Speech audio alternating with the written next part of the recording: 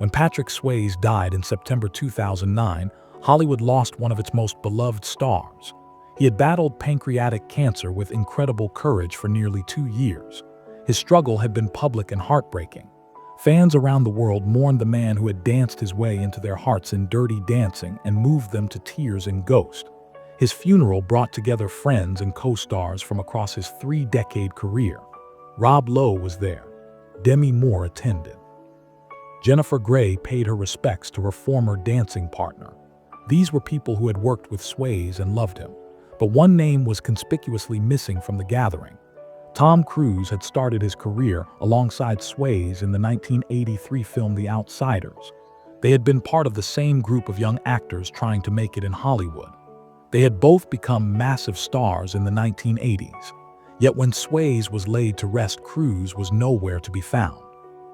No appearance at the funeral, no public statement, no acknowledgement of their shared history. Why would Tom Cruise stay silent when a fellow outsider passed away? The answer reveals an uncomfortable truth about ambition and image control and the different paths to stardom in Hollywood. The Outsiders, 1983. In 1983, legendary director Francis Ford Coppola assembled a group of young unknown actors for a film adaptation of S.E. Hinton's novel The Outsiders. The book was about teenage gangs in 1960s Oklahoma, the Greasers versus the Socs, poor kids versus rich kids.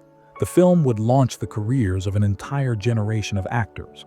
The cast read like a who's who of future stardom. Matt Dillon played Dallas Winston. Ralph Macchio was Johnny Cade. C. Thomas Howell starred as Ponyboy Curtis. Emilio Estevez played Two-Bit Matthews. Rob Lowe was Soda Pop Curtis. And then there were 2 actors in supporting roles who would go on to become megastars. Patrick Swayze played Daryl Curtis, the oldest brother trying to hold his family together. Tom Cruise played Steve Randall, a wisecracking greaser. The production of The Outsiders was intense. Coppola pushed the young actors hard. He wanted authenticity. He made them stay in character even when cameras were not rolling. He divided them into their gangs, the Greasers and the Socs, and encouraged real tension between the groups. The actors bonded during this pressure cooker experience. They were all hungry, all desperate to prove themselves, all aware that this film could change their lives. They rehearsed together and lived together and dreamed together about the futures they might have. Patrick Swayze was 31 years old during filming, though he played a teenager. He was older than most of the cast. He had trained as a dancer and had worked on Broadway. He brought discipline and professionalism to the set. He was serious about his craft. Tom Cruise was only 20 years old. He had done a few small roles, but this was his first major film. He was ambitious and intense even then. He studied every aspect of filmmaking. He asked questions constantly. He wanted to understand not just acting, but cameras and editing and directing. Even in those early days, Cruise had a hunger that set him apart. The Outsiders was released in March 1983. It was a modest success at the box office, but it became a cultural touchstone for teenagers. More importantly, it launched careers. Suddenly, casting directors knew the names of these young actors. Suddenly, they were getting offers for bigger roles. The door had been opened. What each actor did with that opportunity would define the rest of their careers. For Swayze and Cruise, the paths would be very different. Diverging paths, the mid-1980. After The Outsiders, Patrick Swayze continued to work steadily. He appeared in films like Red Dawn alongside several of his Outsiders co-stars. He did Youngblood, a hockey drama. He took a role in the miniseries North and South, which showcased his dramatic range. But Swayze was patient. He was waiting for the right role, something that would use his dancing background and his natural charisma. That role came in 1987 with Dirty Dancing. The film was a low-budget romance about a young woman who falls for a dance instructor at a resort in the 1960s. No one expected it to be a hit, but Swayze's performance was magnetic. He choreographed much of his own dancing. He brought vulnerability and strength to the role of Johnny Castle. The film became a phenomenon. It made over $200 million worldwide. The soundtrack went multi-platinum. and Patrick Swayze became a household name. Tom Cruise took a different approach. After The Outsiders, he immediately began building momentum. He chose projects carefully. In 1983, he did Risky Business, a film about a teenager who turns his parents' house into a temporary brothel. The film was edgy and made Cruise a sex symbol. His dance scene in his underwear became iconic. Then came Top Gun in 1986. Cruise played Maverick, a cocky fighter pilot. The film was pure spectacle. Fast jets and romance and a pumping soundtrack. It made Cruise the biggest star in the world. He was on every magazine cover. His smile sold tickets. But Cruise was not content to just be a movie star. He wanted control. He wanted to choose his directors and his projects. He wanted to build a career that would last.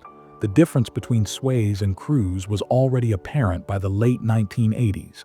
Swayze chose roles that moved him emotionally. He did Ghost in 1990, a romantic fantasy about a man who dies and tries to protect his girlfriend from beyond the grave. The film was a massive hit and earned Swayze a Golden Globe nomination. He was proving he could do more than dance. He could act with depth and feeling. Cruise, meanwhile, was building an empire. He did The Color of Money with Paul Newman. He did Rain Man with Dustin Hoffman and won critical respect. He did Born on the 4th of July and earned his first Oscar nomination. Cruise was not just picking good roles. He was picking roles that would build his reputation as a serious actor while maintaining his box office appeal. The 1990 different priorities. The 1990s revealed even more clearly how different Swayze and Cruise were as actors and as people. Swayze continued to choose projects based on passion rather than calculation. He did Point Break in 1991, playing a philosophical bank robber and surfer. The film became a cult classic. He did City of Joy, a drama about a doctor working in the slums of Calcutta. It was not a commercial success, but Swayze was proud of the work. He did To Wong Fu, Thanks for Everything, Julie Newmar, where he played a drag queen. It was a risky choice that showed Swayze was willing to challenge himself and his audience. He was not interested in playing it safe. Tom Cruise in the 1990s became a machine. He did A Few Good Men and held his own against Jack Nicholson. He did The Firm, which was a huge hit. He did Interview with the Vampire, playing against type as the vampire Lestat. Then came the Mission Impossible franchise, which Cruise did not just star in but produced. He had control over every aspect of the films. He chose the directors. He approved the scripts. He did his own stunts to make the action feel real. Mission Impossible was not just a movie.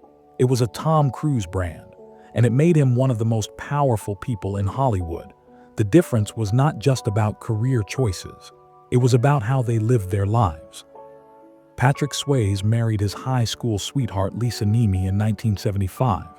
They stayed married for 34 years until his death. Swayze lived on a ranch in New Mexico.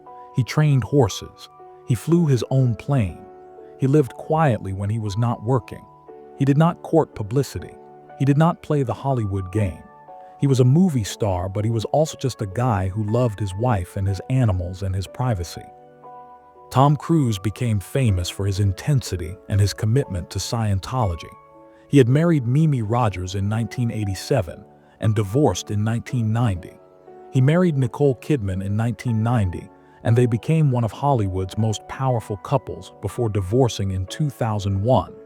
He would later marry Katie Holmes in 2006. Cruise's personal life was tabloid fodder. His advocacy for Scientology became controversial, especially when he criticized Brooke Shields for using medication for postpartum depression. Cruise was always in the news, always controlling his image, always working. He seemed incapable of turning off the Tom Cruise performance. Swayze battle 2008 to 2009. In January 2008, Patrick Swayze received devastating news. He was diagnosed with stage 4 pancreatic cancer. It is one of the deadliest forms of cancer with a very low survival rate. Most people diagnosed with stage 4 pancreatic cancer live less than a year. The news could have remained private, but Swayze decided to be public about his diagnosis. He wanted to raise awareness. He wanted to show people how to fight with dignity. He underwent aggressive chemotherapy. He suffered terribly from the side effects. He lost weight. He lost his hair. He was in constant pain, but he kept working. Swayze filmed an entire season of a television show called The Beast while undergoing treatment. He refused to let the cancer define him. In interviews, he was honest about the struggle but also determined to stay positive. He said he was a fighter, that he would not give up. His wife Lisa was by his side every moment. The public rallied around him. People who had loved him in Dirty Dancing and Ghost now loved him even more for his courage. He became a symbol of grace under unimaginable pressure. Throughout 2008 and into 2009, Swayze continued to fight. There were moments when the treatment seemed to be working, when his doctors were cautiously optimistic. But pancreatic cancer is ruthless. By the summer of 2009, it was clear that Swayze was losing the battle.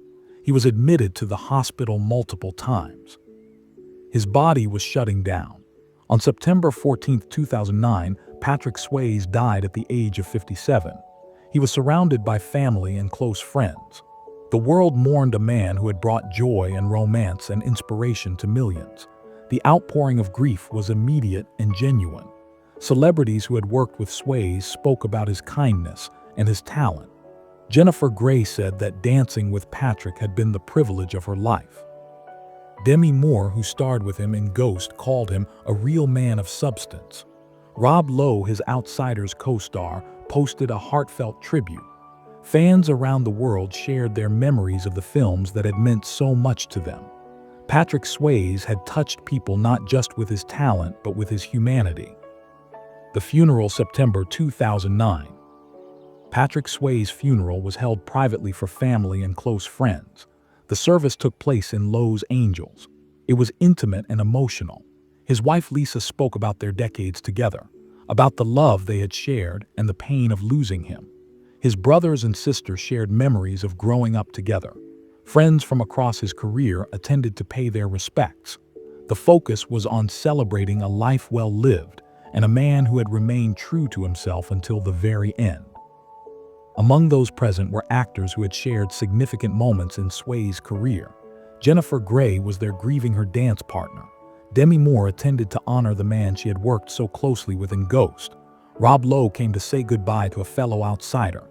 These were people who had genuine relationships with Patrick, who had shared not just screen time but real friendship. The absence of others was noted but understood. Not everyone who had worked with Swayze could be there. Schedules conflict. Geography separates, but one absence stood out to those paying attention. Tom Cruise did not attend. He did not send a public statement. He did not acknowledge Swayze's death in any visible way. The answer why Cruise did not attend. Tom Cruise did not attend Patrick Swayze's funeral for reasons that were both simple and complicated. The simplest explanation is that they were not friends. Yes, they had both been in The Outsiders. Yes, they had started their major careers in the same film, but their roles in that movie had been different sizes. Swayze had a significant part as one of the Curtis brothers. Cruise had a smaller supporting role. They did not share many scenes. They did not bond the way some of the other actors did. After The Outsiders wrapped, they went in different directions and never worked together again. They were not enemies, but they were not close. They moved in different circles in Hollywood. Swayze ran with actors who valued craft over celebrity. He was friends with people like Lowe, who despite early struggles had found balance. With Jennifer Grey, who stepped away from the spotlight. With Demi Moore, who despite her fame, maintained real friendships.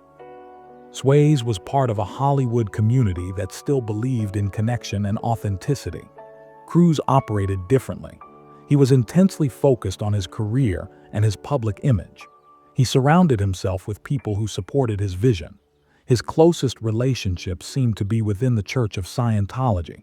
His friendships were often professional partnerships. Directors he worked with repeatedly like Steven Spielberg and Cameron Crowe. Producers who helped build the Mission Impossible franchise. Cruise's world was insular and controlled. There was also the matter of Cruise's approach to illness and death. The Church of Scientology has controversial views on medicine and illness. While Cruise has never fully detailed his personal beliefs, he has been critical of psychiatry and certain medical treatments. Swayze's very public battle with cancer involving aggressive chemotherapy and traditional medical intervention may have been something Cruise preferred to distance himself from. This is speculation, but Cruise's silence during Swayze's illness and after his death was notable. Many celebrities spoke out offering support. Cruise said nothing publicly. Cruise's control over his public image also likely played a role. Every appearance Cruise makes is carefully managed. Every statement is calculated. Attending Swayze's funeral would have brought media attention. Photographers would have captured Cruise grieving. Reporters would have asked for comments. It would have become a story about Tom Cruise at Patrick Swayze's funeral rather than a story about honoring Patrick Swayze. Cruise may have felt that his presence would be a distraction, or he may have simply decided that since he and Swayze were not close, there was no authentic reason to attend. Cruise does not do things for show. Everything serves a purpose in building and maintaining his brand. Finally, there is the reality that by 2009, Tom Cruise and Patrick Swayze represented two completely different versions of Hollywood success. Swayze had remained a working actor who chose projects he cared about. He had a solid career, but he never achieved the level of power and control that Cruise had. He was respected but not feared. He was successful but not untouchable. Cruise had transcended being just an actor. He was a producer and a brand and a force in the industry. He operated at a level that few others reached. The distance between their careers had become a gulf. They simply did not inhabit the same world anymore despite their shared beginning in The Outsiders. The weight of different legacies. Tom Cruise's absence from Patrick Swayze's funeral did not create major controversy because most people understood they were not close. But it did highlight something important about Hollywood and about the different ways actors navigate fame. Swayze chose connection. He chose roles that meant something to him personally. He maintained his marriage and his friendships and his sense of self. He was willing to be vulnerable publicly during his illness. He let people see him suffer. That vulnerability made him even more beloved. His legacy is one of talent and kindness and authenticity.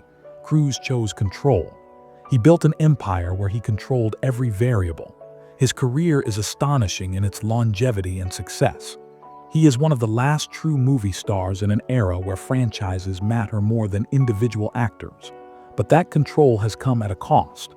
Cruise is respected and admired, but he is not beloved in the way Swayze was. People do not feel like they know Tom Cruise. They know the image he projects, but not the person underneath. His legacy will be about his incredible work ethic and his commitment to entertaining audiences. But it may not include the warmth and human connection that define Swayze's legacy. In the years since Swayze's death, Tom Cruise has continued to make Mission Impossible films and other blockbusters. He has remained at the top of Hollywood. He has never publicly spoken about Patrick Swayze.